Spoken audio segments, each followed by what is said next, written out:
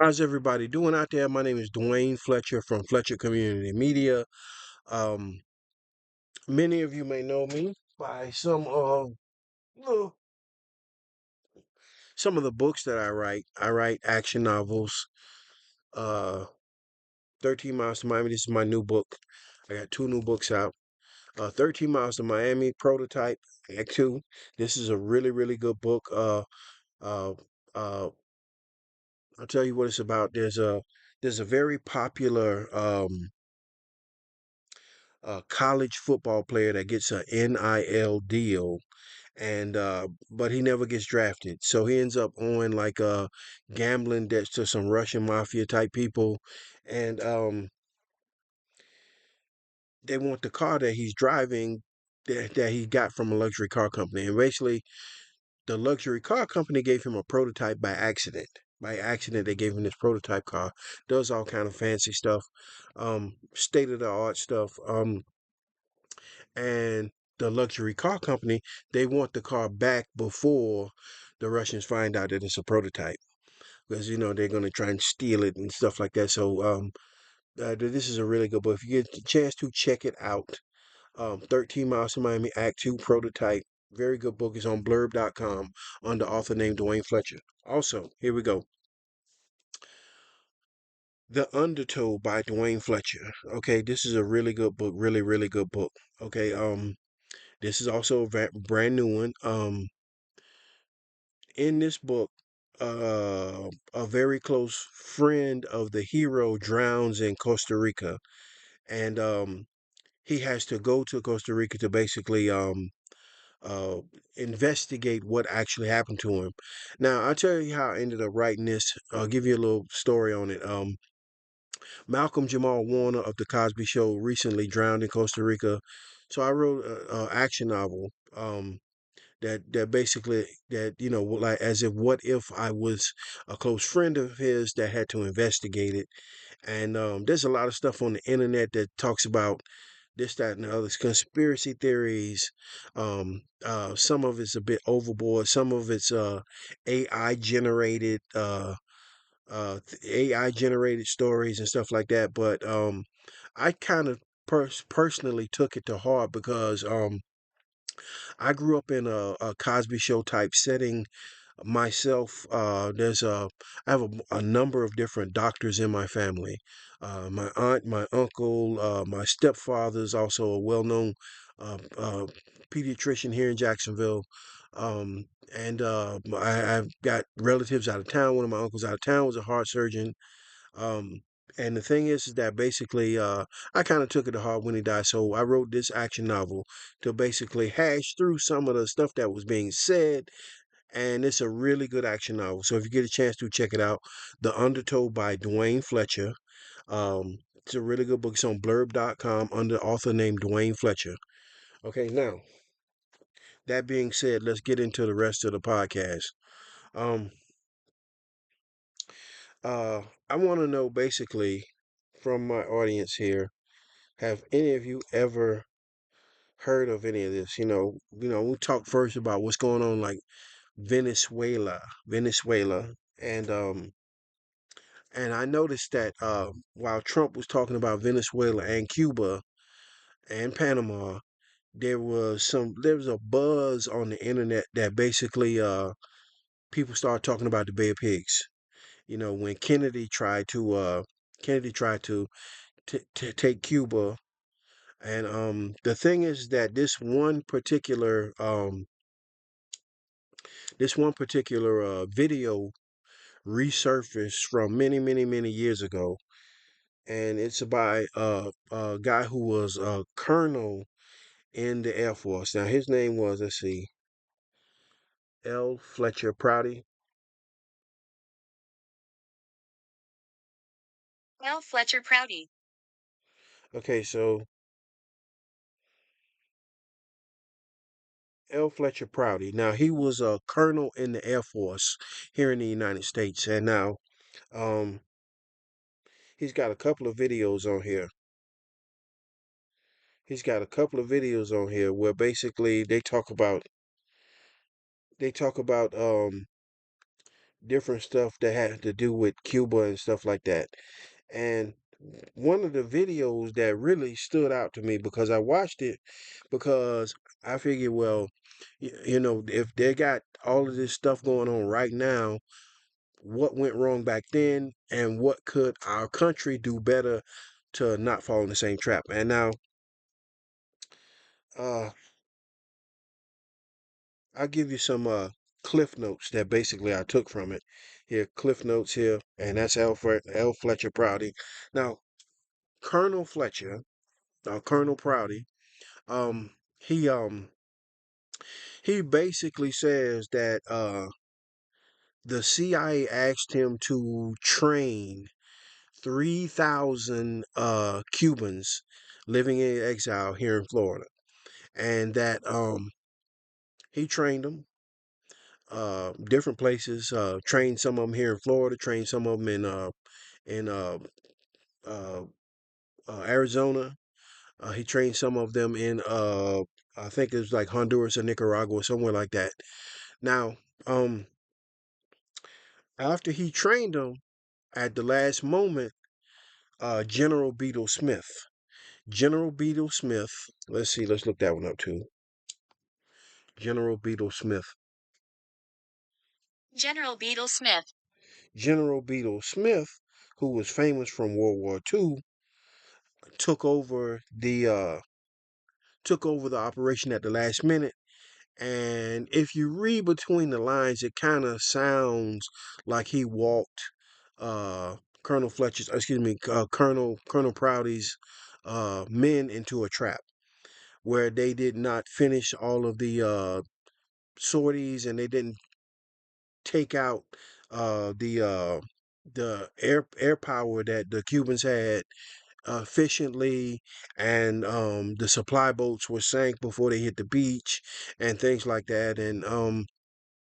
And if you read between the lines, it sounds like that's what he's saying in the video, that he trained everybody, and then at the last minute, General Smith General Beetle Smith took over the operation and basically walked everybody into a trap, and the Bay of Pigs failed.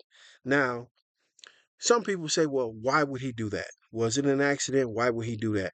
Well, the thing is that it's a lot of people that say that and Kennedy wanted Cuba to stay communist because his he had certain family members that had uh, nightlife investments in Cuba. Let's just say it like that, whether it be gambling or or uh, or rum running or whatever it was, but they didn't have to deal with the American government, and they knew the American government wouldn't press Russia too much about the Cubans being communists or whatever. So, but that's what it looks like basically. Now that there's a clarification, excuse me, oh, excuse me, that someone actually came out and said it, that it looked like General Beetle Smith walked them into a trap.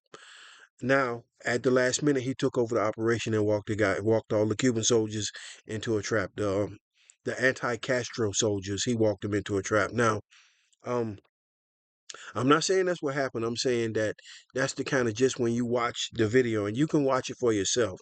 Now, his name is Colonel Fletcher, Colonel L. Fletcher Prouty.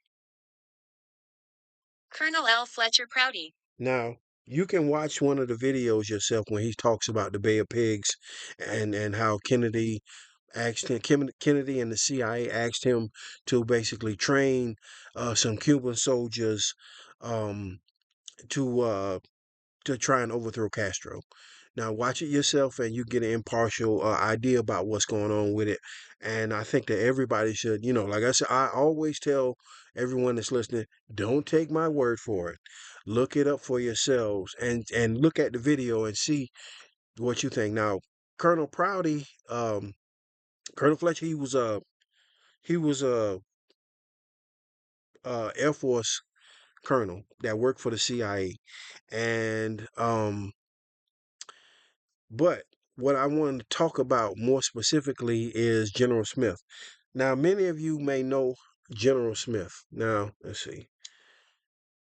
General Beetle Smith. General Beetle Smith. General Beetle Smith. He's famous, and when you Google him, one of the pictures comes up as of George C. Scott playing Patton in a movie because General Patton during World War II, General Patton during World War II, and General Beetle Smith, they bumped heads uh, constantly, especially towards the end of the war. And then after the war, they continued to bump heads. Um, I've seen some of the documentaries they have about Patton and looked at some of the stuff, and basically, it appeared to me that he felt that General Patton was too friendly with a certain group of the German prisoners of war, and and he had made some comments. He did. He made some comments. He said that he wanted to take the German prisoners of war that he was charged with taking care of and overseeing. He wanted to get them together and rearm them and march them into Russia to fight communism. And Russia was considered an ally back then because they had helped the Allied forces defeat Hitler. Um, and subsequently, during these arguments, General Patton and General Smith kept arguing back and forth, and Patton was killed in a car crash. So suddenly, General Patton was dead. Now, some conspiracy people like myself, it appears that General Beetle Smith had Patton killed. He hit him with a car crash. He sustained a brain injury that he never recovered from and died right after the crash. And this video keeps resurfacing now that all of this stuff is going on, and hopefully, um, our military won't have the same problem down there. And I don't think that there's not 3,000 Cuban soldiers in Venice, 3,000 Venezuelan soldiers. There's like 2 million refugees from Venezuela in Brazil, and another 2 million refugees from Venezuela in Colombia that fled when Maduro took power. And so that's about 4 million people, citizens that could actually help the United States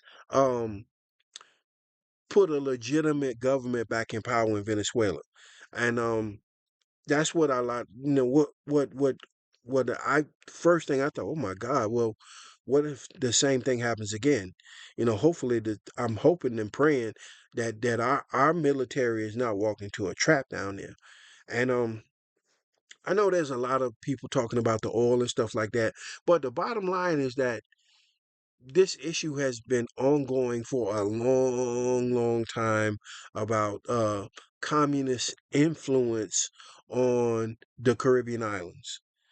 There's just it's an ongoing issue. It's been going on for a very long time, and like I told people on the last podcast, um, the people in the Venezuelan people that are in Florida here, where I live in Florida, and I know for a fact the Venezuelan people that are here, they're happy, very, very happy that Maduro's gone. There's some other issues that they got to hash out that has to do what was how he took power, why he took power, but it appears to me that Maduro, they were afraid of Maduro because they was telling everybody that they were telling everyone that he had 30 bodyguards with him, and that's who died in the raid. The United States just recently raided parts of Venezuela, the Navy, Delta Force, and apparently with a joint operation, Delta Force and the FBI had a joint operation where they basically just served a warrant, a drug warrant for narco trafficking, narco terrorism, and they served a warrant. But they said that 32 Cuban policemen died. And now, what was funny was that why are there Cuban policemen in Venezuela? And what they were doing, they were acting as Maduro's bodyguards. Now, what this amounts to is that basically that's the boogeyman. You know, whenever anyone says anything bad about Maduro, he calls the police in Cuba to send him men to get rid of them, and they disappear, and stuff like that, or they end up in jail, political prisoners. Some of them end up dead, and that's what he was doing. But I think it's probably just desserts that that those those Cuban policemen that were guarding Maduro, his bodyguards, were the only ones that were killed in the raid. And I want to give a shout out to the American Navy. They did a good goddamn job. Um, and Delta Force, and also the American FBI. They did a good job. But this thing has been happening for a long time. You know, before there was Maduro, there was also Noriega. You know, you got different people. Let's see, watch it. This has happened a couple of times. Let's see, General Noriega. General Noriega. Before Maduro, there was General Noriega. He was a dictator in Panama. He was a dictator in Panama that Bush had to go arrest for narco trafficking. Yes, yes, he was the president of the country, but they had a warrant for narco trafficking. So it happens. And before then, I remember one guy in Jamaica. Remember this guy? I don't know if you remember. See, Christopher Dudus Coke, Jamaica. Christopher Douglas Coke, Jamaica. Christopher Coke, he was the leader of the Jamaican gang called the Shower Posse. He was the leader of a Jamaican gang called the Shower Posse. And Christopher Coke, um, the FBI, the American FBI had to charter some private jets to fly to Jamaica to take him into custody, uh, where he was in control of the Labor Party, the labor union in Jamaica that basically staffed the resorts and the hotels and things like that, and he was in charge of them, and he was wielding those maids and towel boys around like a army, and he took over part of the island, and the FBI had to fly down to Jamaica to take him into custody and fly him back to New York in the same way. But this kind of stuff happens, and hopefully people won't read too much into it.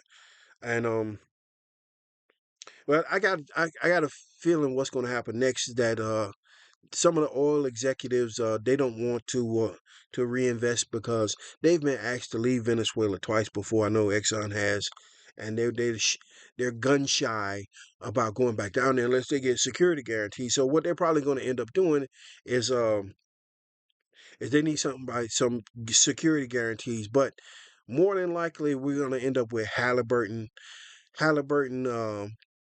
Uh, Halliburton, if I was a military advisor, that's what I would suggest because the military, we've worked with Halliburton before, military people have, in Afghanistan. So they're probably going to call in Halliburton and Blackwater or a company equivalent of Blackwater to do security. And then they're going to start making money and stuff like that because the people of Venezuela have been suffering. And this there was a time a while ago when Clorox bleach was asked to leave Venezuela, and it's not just the oil companies. Clorox bleach um, was asked to leave Venezuela a while ago, and they didn't have any more toilet paper. They didn't have any more toothbrushes. They didn't have any more deodorant, toiletries, mouthwash, and then all this kind of stuff like that. So you know under communist government, the communist government, they don't care about the people. All they care about is their own money and stuff like that. So as long as they're getting money from the oil, they don't care if the rest of the country starves and stuff like that. So, like I said, I'm from Florida. People here they celebrate. So, but that being said, if you get a chance to check out that the video by Colonel Fletcher Prouty, Colonel Fletcher Prouty basically says in a nutshell that Beetle Smith, General Beetle Smith, walked his troops into a trap in Cuba during the Bay of Pigs. And there's a lot of supporting issues that go along with this, like Kennedy's family. Some people say that Kennedy's family wanted Cuba to remain communist, and so they didn't have to deal with the American government and stuff like that. About some of the hotels, casinos, and things like that they own down there. Also, General Beetle Smith, it looks like, okay, so he argued with Patton after the war, after World War II. Patton died in a car crash, and then General Beetle Smith was uplifted greatly. They they greatly uplifted General Smith. Um, he became ambassador to Russia for a number of years. He was the ambassador to Russia for a number, and then after that, they let him work the CIA. And then he became director of the CIA for a number of years, and then finally he ended up in the Kennedy administration, where he ended up taking control of Colonel Fletcher Prouty's uh, Cuban troops, and then basically the Bay of Pigs flopped. And to conspiracy people, when you put these things together, that's what it looks like. Colonel Beetle Smith took over at the last minute, walked the troops into a trap, and then the Bay of Pigs failed. And he was a person that was a known friend of Russia because he had been ambassador to Russia for a number of years. So that's what this stuff was. Like I said, look some of this stuff up for yourself. Don't take my word for it, um, and and things like that. So that being said, that's about the podcast. I didn't want to say too much today, but I got a few other things I want to talk about. Sports also. Okay, so there is a video on there's a video that's circulating where the Jacksonville Jaguars, that's where I'm at, I'm here in Jacksonville. The Jacksonville Jaguars basically they lost. Looks like the quarterback threw into double coverage and threw an interception at the last couple of seconds of the game or something like that. And it's just, they're devastated here in Jacksonville because they have been winning. They've won about 5 or 6 games in a row, and then they have been winning. So all of a sudden they lost. Now, I'm bumping into people. You know, they they're kind of upset or whatever. But this video keeps popping up of this reporter.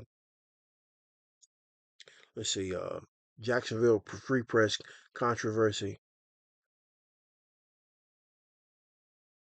The Jacksonville Free Press controversy involves reporter Lynn Jones. Hold on. Okay, so this lady, Lynn Jones, there's a controversy about her in this video where she talked to one of the coaches, and she was saying, "Oh, good luck," and some people was making fun of it, saying, that she looks like somebody's grandmother. She looked like somebody's grandmother telling them, "It's okay, baby, we'll get them next year," or something like that. But um, the thing is that basically, this is weird, and like one of the reporters was saying, I'm gonna tell you why. The thing is, this is kind of weird because one of the reporters was like, "How did she get in there?" And because she gave what some people feel as though a very biased, commentary, and by like she was consoling her grandson or her son or her nephew or somebody that just lost a big game. And that's kind of how it came across. Okay, it's okay, baby. We'll get them next year. Okay, so the thing is that the reason why I say it's weird is because the owner Shad Khan, the owner of the Jaguars. Watch this. Owner of Jaguar Shad Khan loses $100 million investment on black media platform.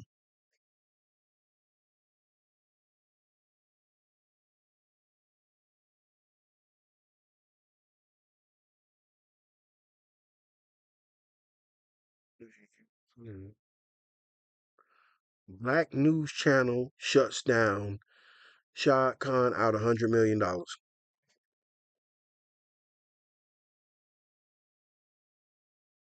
hold on, I got the volume The turned up. owner of the Jacksonville Jaguars stopped funding it because of financial losses. He had invested over $100 million. Black news channel shuts down. Jaguars owner Shad Khan out 100 million. The Black News Channel closed down in March 2022. Jacksonville Jaguars owner Shahid Khan stopped investing, which led to financial problems, even after his initial $50 million investment. Okay, so um, he just lost $100 million. Now, um, on one of these like a startup business or something he was trying to do. He was trying to do One Spark, and they stole $2 million from him. And like I said, it wasn't just that. It was like he was trying to do One Spark, and he was trying to do another startup business.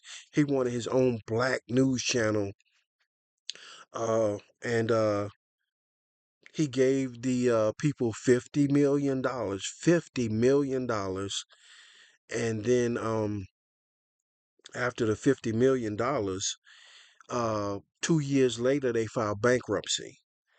So they filed bankruptcy 2 years later, and they left him with another $50 million debt. So altogether, he gave him 50 million. They filed bankruptcy 2 years later and left him a $50 million debt also. So that's like $100 million altogether.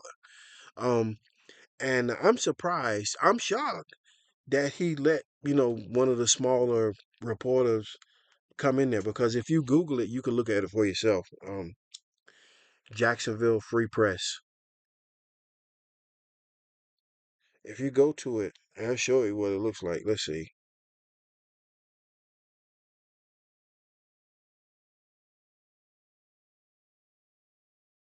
Jacksonville Free Press.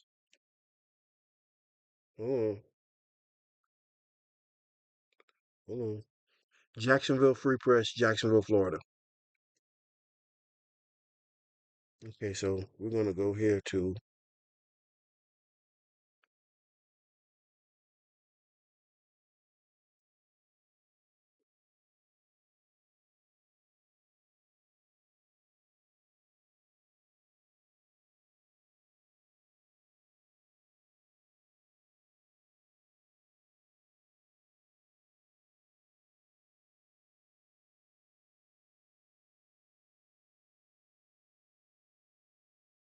let's see here. But I'll show you tell you what's called. This is a very small operation. Now, last time that I checked, this is where they were operating out of, and basically that's like a little two-bedroom house or something like that that they have converted into an office space. And but it's a very small operation. And I know I get a lot of shit myself because I'm basically filming in a trailer that I have in the backyard that I use for my office, that I do my writing and stuff like that. So, but I know how it is. But I'm surprised. I'm just saying that I'm shocked that he actually allowed her to come back in, because she's from it's a very small operation. Now, like I said, this is the last time that I looked at it. The last time that I looked at it, this what it was. I rode past there on the way somewhere maybe a couple of weeks ago. But it's a very small operation. It's like a two-bedroom house that they've converted into an office space. As you can see, there's a sign over it that says Jacksonville Free Press at the top. There's a sign right there on the top of it, but it's a very small operation. And I'm surprised that he let them back in. Someone's a small reporter operation back in because he just lost $100 million. $100 million. Jacksonville Free Press. Oh, hold on. Wait a minute. Black News Channel loses $100 million. Shah Khan out $100 million. Black News Channel faced financial problems and closed down in 2022. Shahid Khan, the owner, withdrew funding after investing over $100 million. The query. Some images here, but let's see.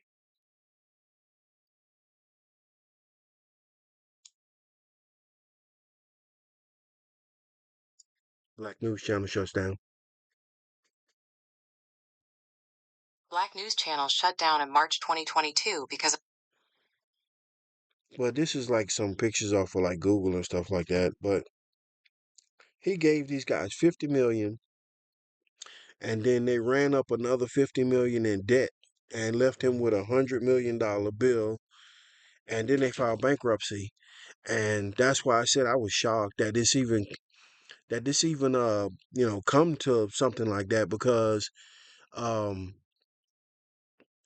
I mean, me personally, if I was out that kind of money, I would be kind of wary of who I let in, because like I said, it's not just them. He lost money on the One Spark investment, and where the owners of the investment were stealing the money, and they was awarding all the awarding all the prizes to Asian people, and then they steal everybody's ideas and go make them in China or something like that. I'm not saying that's what happened, but there was people that was thinking that that's what was going on, and Shah Khan got mad and demanded his money back, which the guy didn't have anymore, and stuff like that. So I'm not saying that's what happened. I'm saying that this is like gossip that people were saying and stuff like that. But um, hopefully we'll get another One Spark Festival. I know I used to love One Spark Festival. They had it like here 2 years in a row, and I was in it the second time that they had it. I invented I invented uh I invented my own nasal wash, mongoose nasal wash, which I still use today. It's an herbal nasal wash, and but I remember. There's footage of that on my Facebook page and stuff from like many years ago. But I used to love One Spark Festival. Hopefully they'll get another one back here one day. But Um, that's all I had to say today. Okay, so if you get a chance to, if you get a chance to check out my new books, The Undertow by Duane Fletcher, um, a popular rapper drowns in the sea in Costa Rica, and his best friend has to go investigate what actually happened to him. It's called The Undertow by Duane Fletcher. That's me on the cover right there. That's me doing a little spear fishing. You see, I got my diving knife wrapped around my leg right there, and my spear and my fins and stuff right there. It's a really good book. Okay, now also if you get a chance to check out this right here, 13 Miles to Miami Act Two Prototype. This is also a really good book. A very popular in college football player gets an NIL deal. College football player gets an NIL deal, and basically he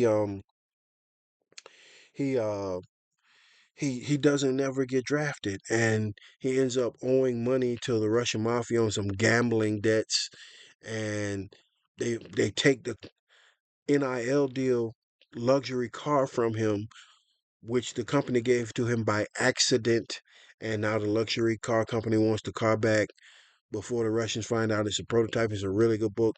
Check it out. Blurb.com. Duane Fletcher, that's my first name. Duane Fletcher, blurb.com. That's all I had to say to get today, guys. Thank you very much, and I'm out.